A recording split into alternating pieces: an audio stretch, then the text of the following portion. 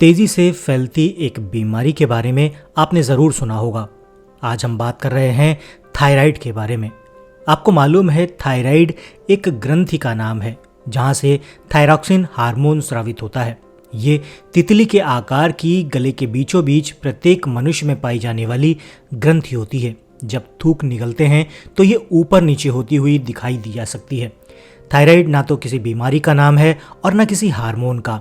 ये एक ग्रंथि का नाम है जिसमें थायरॉक्सिन ग्रुप के T3 और T4 के हार्मोन्स का स्रावण होता है।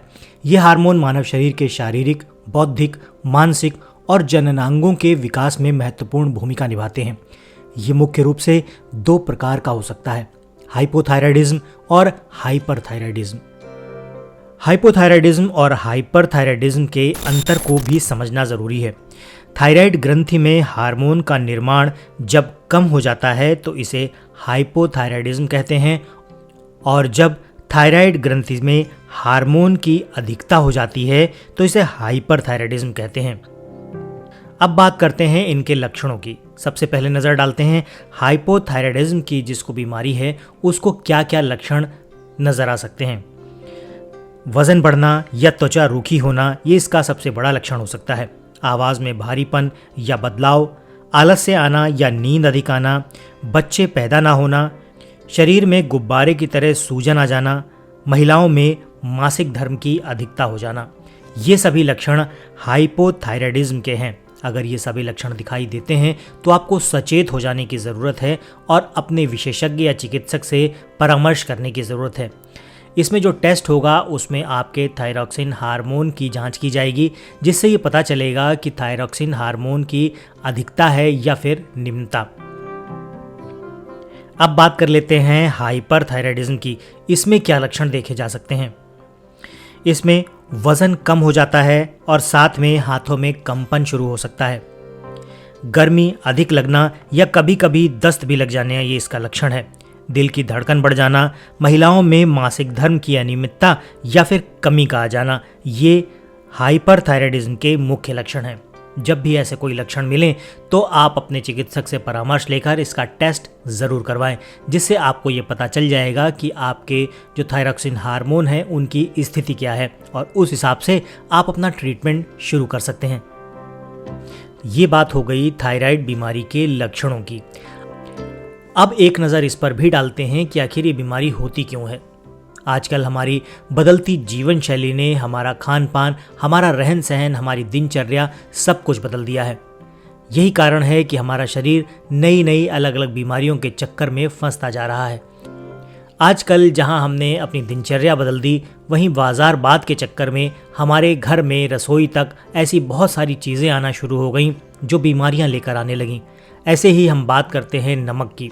नमक में आयोडीन युक्त नमक जो हम खा रहे हैं, जो बाज़ार से हम लेकर आ रहे हैं, पैकेट बंद या डिब्बा बंद नमक लेकर आ रहे हैं, उसमें अलग से आयोडीन मिलाया जाता है और वो नमक कहलाता है आयोडीन युक्त नमक। ये नमक समुद्र या दरिया के पानी से तैयार किया जाता है और जिसको लैब में जिसमें एक्स्ट्रा आयोडीन इसमें इंजेक्ट की जाती है या इसके अंदर मिलाई जाती है, वो नमक हमारे घरों तक पहुंचाया जाता है, ये प्रचारित करके कि अगर ये नमक आप नहीं खाएंगे तो आपके शरीर में आयोडीन की कमी हो जाएगी, जिससे आपका शरीर घेंगाग्रस्त हो सकता है, घेंगा की बीमारी हो सकती है। अगर कोई माँ प्रेग्नेंट है तो उसके बच्चों में आयोडीन की कमी से अलग अलग तरह की बीमारियां हो सकती हैं, बच्चा मंदबुद्धि पैदा हो सकता है।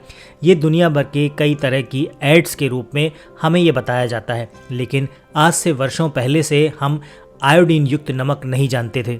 हम बाज़ार में मिलने वाला बड़ा पत्थर रूपी नमक घर लाते थे, जिसको हम सब इस्तेमाल करते थे, और वो नमक खाने से आज तक किसी को घेंगा की बीमारी सुनने में नहीं आई। हाँ, कुछ पर्वतीय क्षेत्र हो सकते हैं जहाँ पर इस तरह की प्रॉब्लम आ सकती है, क्योंकि वहाँ पर इन्वायरमेंट चेंज होता है, जहाँ आयोडीन की कुछ कमी हो सकती है, जिस कारण से ऐसा होता है।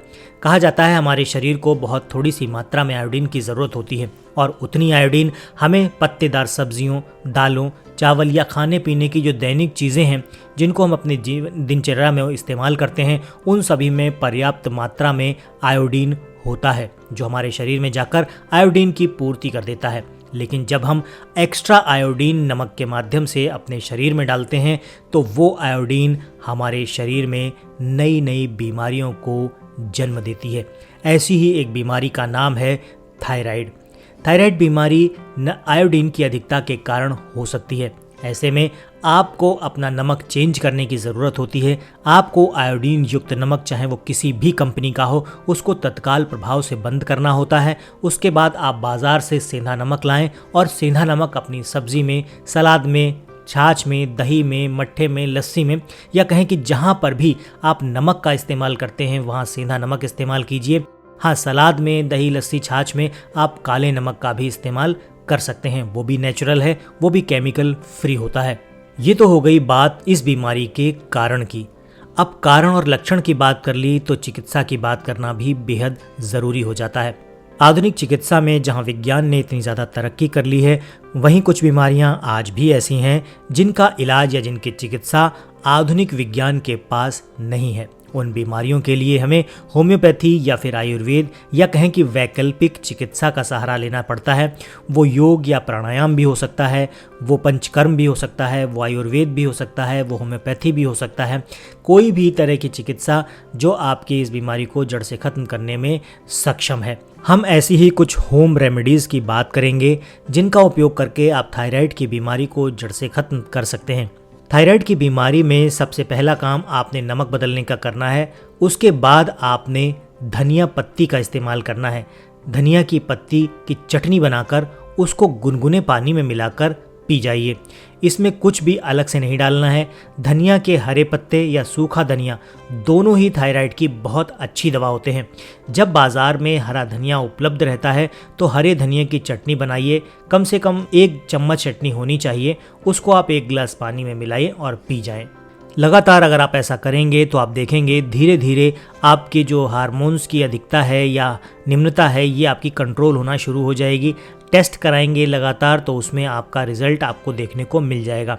जब बाज़ार में हरा धनिया उपलब्ध नहीं है उस कंडीशन में आपको क्या करना है, बाज़ार से सूखा धनिया लेकर आएँ, रात को पानी में भिगोकर सुबह उसकी चटनी बना लें।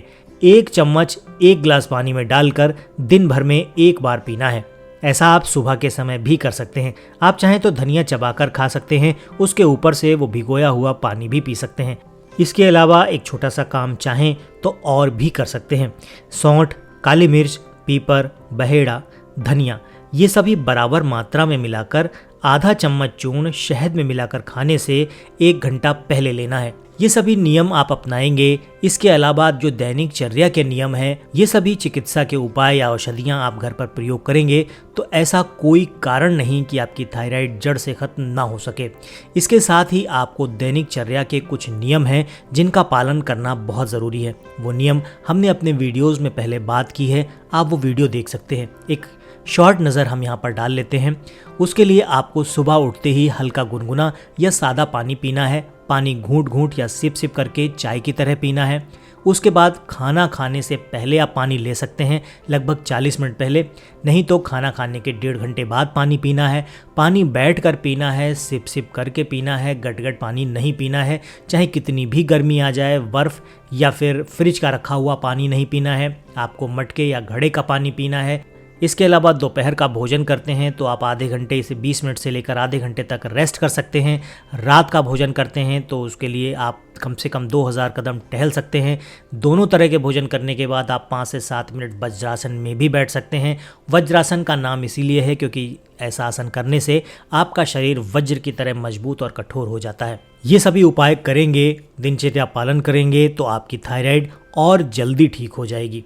आशा करता हूँ आज की जानकारी उन सभी के लिए बहुत काम की रही होगी जो थायराइड से ग्रसित हैं। लेकिन आज की जानकारी उन लोगों के लिए भी काम की है जो अभी इस बीमारी से बचे हुए हैं। भविष्य में ये बीमारी ना आए तो नमक अपने घर का ज़रूर बदल लीजिए। वीडियो पसंद आया है तो इसे लाइक करके अपने दोस्तों और परिवार के सदस्यों के साथ शेयर ज़रूर कीजिएगा क्योंकि ये जानकारी उनके बहुत काम की हो सकती है। आज के वीडियो में फ़िलहाल इतना ही। मिलते हैं अगले वीडियो में ऐसी ही किसी नई इन्फॉर्मेशन के साथ। तब तक के लिए अपना और अपनों का ख्याल रखें, खुश रहें, स्वस्थ रहें।